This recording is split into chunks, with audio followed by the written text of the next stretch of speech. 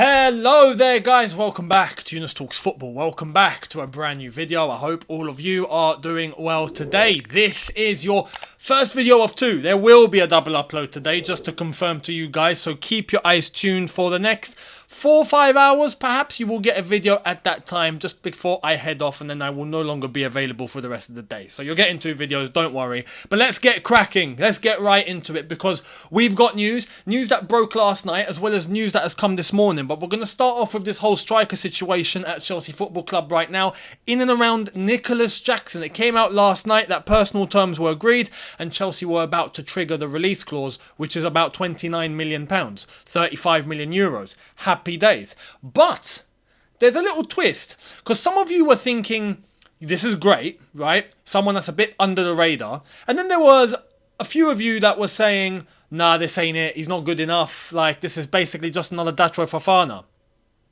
Looks like everyone is about to get pleased. Everyone. You're all going to be happy now. You're all going to be happy. Let's get into it. Starting off with what Fabrizio has come out with this morning in relation to Nicolas Jackson. Here it is. Chelsea official bid for Nicolas Jackson will be submitted next week. £35 million to match the release clause.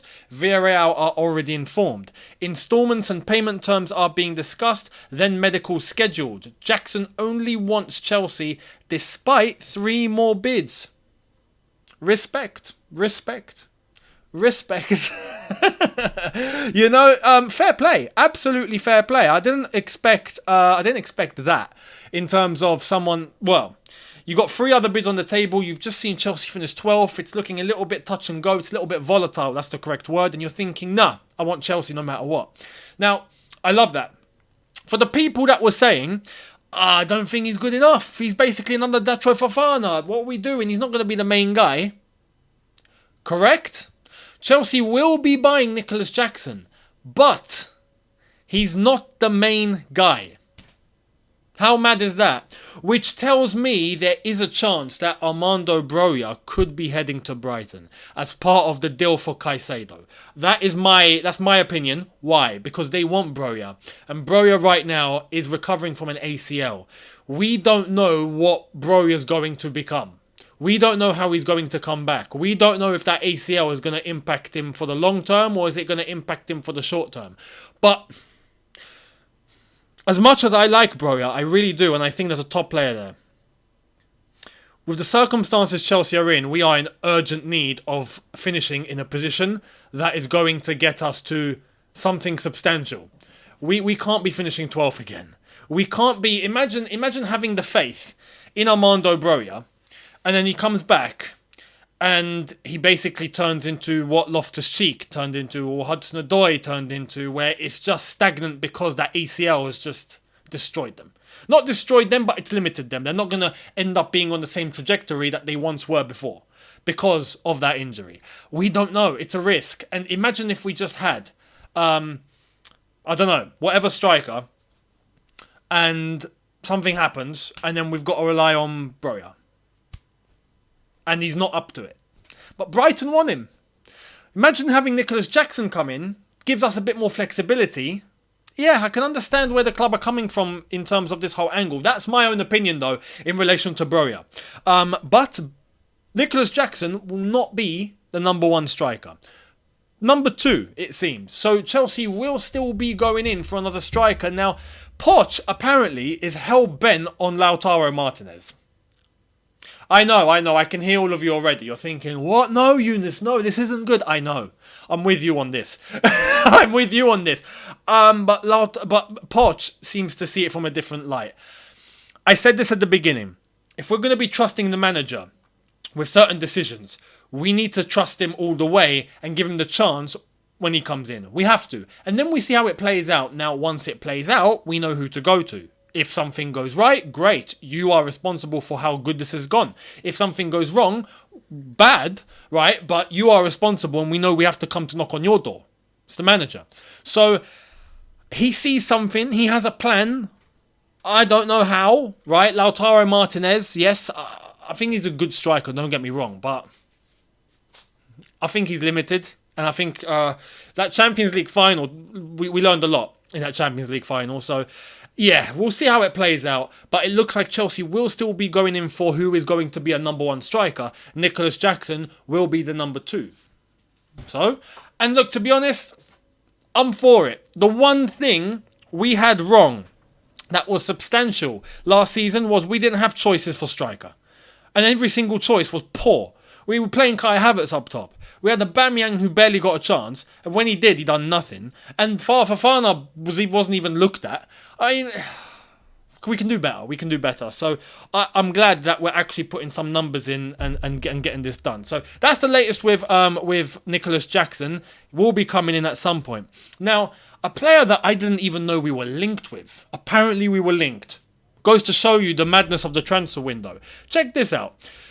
Fede Valverde, when asked on Chelsea links, no, I'm at Madrid trying to enjoy every moment and leave my mark on the best club in the world. I want to keep winning titles for Real Madrid fans, he told ESPN Argentina.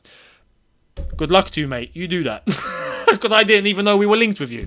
We didn't even know we were linked with you. So you keep doing what you were doing, Valverde, yeah? It just seems like we crossed paths, we said hi, and we keep on our day. That's it, right? Nothing more. So, yeah. Talking about the best club in the world, though. Yes, in terms of history, heritage, and the biggest, absolutely Real Madrid, without question. Best club in the world right now, though? No. It's Manchester City, and you know it. Let's be honest. So, yeah, that's Valverde, who I didn't even know we were linked with. Now, this is some news from yesterday, from last night, that I didn't get round to talking about because I put the video out. I put the video out earlier than the news breaking. So here it is from Di Marzio, who we've not really said in a while. He was the Fabrizio Romano before Fabrizio Romano. For those that remember, you remember. He had news on Andre Onana, and it's not good news. Here it is. Following Chelsea and Inter Milan's meeting in London, at the moment the Blues can be excluded from the race for Andre Onana. And now it seems like Manchester United have a clear path to Onana's signature. It looks like we are out. We're not getting Onana, which isn't good news for me. Unless if we actually pursue Mignon. If we pursue Mike Mignon from AC Milan and actually get that done, then I'm happy.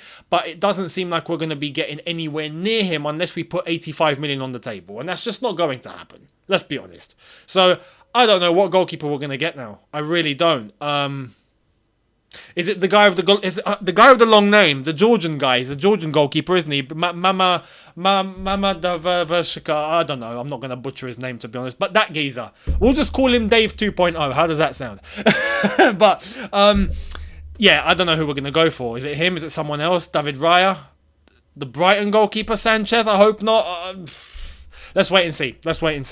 Let me know what goalkeeper you would prefer if it's not going to be Onana and it's not going to be Mike Mignon. Let me know down below, because those were the two prime options. So let me know down below who you would prefer. Here's the latest on Kai Havertz from The Telegraph. Sam Dean saying sources in Germany have said that Bayern Munich could yet rival Arsenal for Kai Havertz's signature. And this is music to my ears, because we absolutely want a bidding war. 100% we want a bidding war. So Thomas Tuchel is doing us a service. Thank you very much, Mr. LDGT. I miss that. I really do. I miss saying that. Thomas Tuchel's class.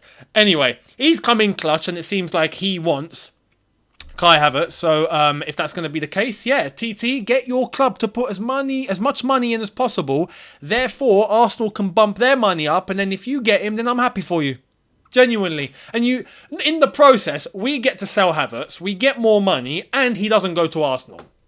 And he goes to Thomas Tuchel. I'm happy. I'll be happy for Kai Havertz if he reunites with Thomas Tuchel. I actually would. In Germany too. They'll be at home together. So it'll be nice to see. So hopefully Bayern Munich can come in clutch and get this deal done. Here's the latest on Edouard Mendy. And once again, when we need someone to come in and help us, Habibi. The Saudis, come on, have some of that. Here it is. Al Ahly want Edouard Mendy. Negotiations have started to sign the player. That's from Santi Auna. The Saudis. They just, as I said, they come in clutch. Fantastic. Edouard Mendy is for sale. Not a problem. 80 million, please. Honestly, I hope If Edouard Mendy is cool with that and he's happy to go to Saudi Arabia, then great. I've got a feeling that our negotiations with Inter Milan have broken down hard because Edouard Mendy was meant to be part of the conversation. Lukaku's meant to be part of the conversation. Onana's meant to be part of the conversation. We've now heard that the whole Onana thing has broken down. That's not happening. Mendy's being chased by the Saudis. Lukaku's peed off at Chelsea because he's learned that Chelsea are not accepting a loan deal. We haven't heard anything on Koulibaly. So I don't know what's going on between Chelsea and Inter Milan. And by the way, Lukaku unhappy with Chelsea because Chelsea don't want to loan him out to Inter Milan again. Duh, of course we don't. What is he kicking up a fuss for? I mean, come on. Of course we want to sell you. We want you gone, mate. We don't want you on our books anymore. We want someone else to pay your 300 grand salary. We don't want it anymore. We're done. We're finito. You speak Italian. Finito. Huh? Comprende? I don't know if that's Spanish. I think that's Spanish. But yeah, overall, I'm not sure if our negotiations with Inter Milan have gone very well. I'll be truthful. So Edouard Mendy going off to Saudi, happy days. I'll be absolutely for it. So there's that. Now, 2 other stories I wanted to touch on before we get into the video later on this evening. So keep your eyes peeled for that for video number 2. 2 stories away from Chelsea. Here's the latest on Riyad Mahrez at Manchester City. He's on international duty with Algeria at the moment, and he's responded to questions concerning his possible transfer at Saudi Arabia. He is saying he's still got 2 years in Manchester. There's nothing at the moment. He's concentrating on these 2 games for Algeria, and then he's going on holiday afterwards. So he will think about everything after that, which basically means that he's off to Saudi. Because he would just deny it immediately if he knows he's staying at Manchester City. And he's on Algeria duty at the moment talking to Algerian media. So he can be a little bit more relaxed, because over there you can be a little bit more open. Your info can stay there if you want it to stay there. It's not something that needs to go out. So, he's saying that he's happy at Manchester City at the moment, but he's not decided anything. So I think he's going to head off to Saudi Arabia. I'm not going to lie. I think the package is too big to deny. It's just too big to deny. So there's that. That's the latest with Riyad Mahrez. And the latest over at PSG, madness, here it is. Luis Campos spoke with Arteta for the vacant PSG manager's job, but Mikel is fully focused on Arsenal and feels good about his project with the Gunners. That's mad, PSG going for Arteta. Just not long ago, we were all, let's face it, we were all ridiculing Arteta. Every one of us were going, nah, he's not good enough. Then he puts Arsenal in a title race. And now PSG seem to be after him.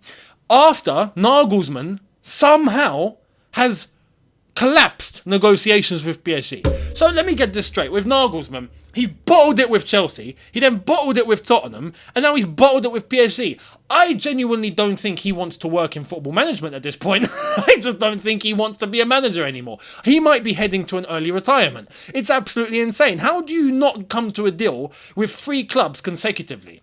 With Chelsea, no deal because he pulled out. With Tottenham, no deal because he pulled out, and we laughed at that because it's Spurs. Then PSG come along, it seems like it's going somewhere, there's talk Thierry Henry might link up with him, and then all of a sudden, boom, it's collapsed because he's not happy. What terms are you asking for here, Julian? What are you possibly asking for in your contract? Are you asking for 15 million a year or something mad? So you negotiate everything, then you come to the pay and you go, I'm asking for 50. No, we can't do that. All right, I'm leaving. Bye. Is that what's going on? It's absolutely incredible. What's your theory? Why do you think Nagelsmann can't get a job? Let me know. Much appreciated. And that concludes today's video number 1. That is, make sure you are here later on for video number 2, and I will see all of you then. Thank you very much for watching. Don't forget, hit the subscribe button if you are new. Hit the notification bell to be notified once I've uploaded. Smash the like button if you have enjoyed this, and I will see all of you later on. Have a good one, people. In a bit, take care, and peace.